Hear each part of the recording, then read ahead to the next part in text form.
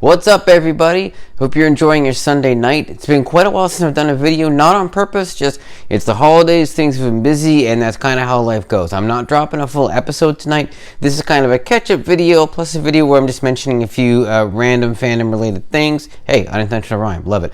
That have been happening in the past little while. So let's go ahead and jump in and see what we've got on tap. So first of all, the next official episode is going to be the third Ghostbusters episode, where I talk about the cartoon series as well as the movie from 2016. Yeah, I know, we got to go there. Don't worry about it. It's not going to be as bad as you think. We'll take care of it. I'm also going to talk a little bit about the 2009 video game and how it relates to that movie. Kind of an interesting connection there, so stay tuned for that. Speaking of Ghostbusters, we got some great stuff dropping this week. Our first sneak peek of Ghostbusters Afterlife, which is, of course, the new movie in the franchise, which is coming out next summer. I'm very excited about this one. It's directed by Jason Reitman, who is, of course, the son of the director of the original Ghostbusters film, and the previews, the teasers that we just saw, the pictures at least, looked really, really good. So I am very, very stoked for this movie. I think it's going to be absolutely awesome. I can't wait to see it in theaters next year, but gotta wait a few months yet. We did get a new trailer this week for the new James Bond movie. It's also going to be Daniel Craig's last outing as James Bond. I highly recommend checking out that trailer because it is a lot of fun, and it'll be interesting to see how Daniel Craig closes out his time as Bond and how things are set up for the next Bond. There are rumors that the next Bond might be a man of color or a woman. We'll see what happens. Could get really interesting.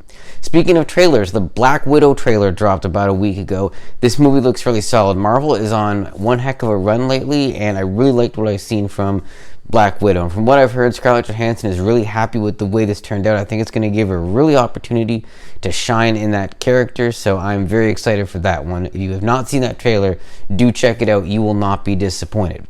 The Joker went on to make over $1 billion. It only had a budget of about $65 million, which makes it the single most profitable comic book movie of all time. It made about 15 times its budget. The Marvel movies do make a lot of money, but they typically have a budget running several hundreds of millions of dollars. Joker was well under $100 million, so in taking over $1 billion, it made an awful lot of money. I did see a story about a week or so ago that there was going to be a sequel.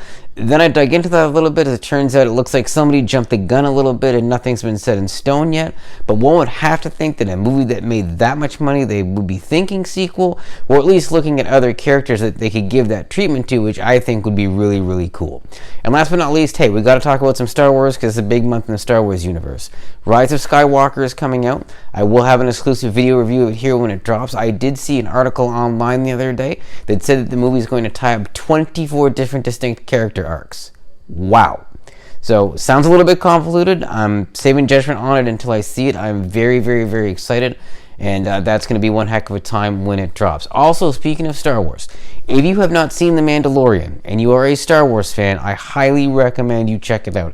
I have been loving the crap out of this series. I think it's great that it's a space western. The only thing I don't like about it is that the episodes are so short, but they're all really, really, really good. Again, if you love Star Wars, check this series out. It's been fantastic. And that brings us to about the end of the video. Before we wrap it up, I want to address two things about The Mandalorian.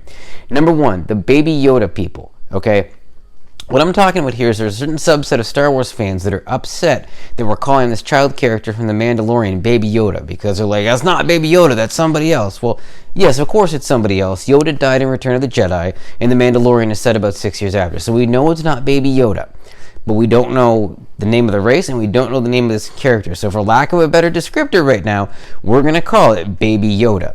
I do have one more theory about this. What if Baby Yoda is not a he, but a she? That's all for tonight. We'll catch you next time on the Fandom Show. Thanks for watching, guys.